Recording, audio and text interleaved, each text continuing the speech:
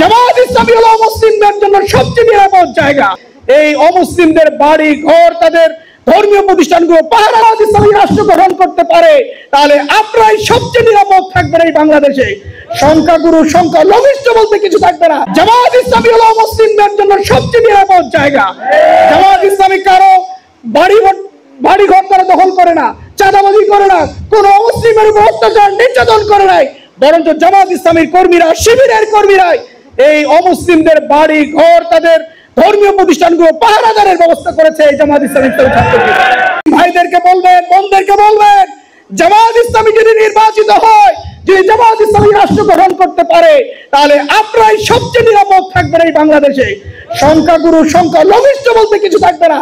আপনারা মিলেই, আপনারা এবং আমরা মিলেই সবাই এদেশের নাগরিক হিসেবে এই বাংলাদেশকে গড়ে তুলবো ইনশাআল্লাহ। এই জন্য আমরা সকল শ্রেণী পেশার মানুষদের জন্য কাজ করতে চাই, তাদের সেবকের ভূমিকা পালন করতে চাই। আজকে ভোট কেন্দ্র ভিত্তিক ভাইরা আপনারা এসে, সেন্ট্রাল ভিত্তিক কমিটির ভাইরা আছেন, আমি আমার কথা শেষের দিকে চলে যাচ্ছি। আপনারাই হলো একটা সেন্টারে, আল্লাহ রাব্বুল আলামিন তো সাহায্য করবেন, কিন্তু এই আল্লাহ রাব্বুল আলামিন সাহায্য আপনাদের মাধ্যমেই সেখানে দেবেন। কিভাবে দেবেন?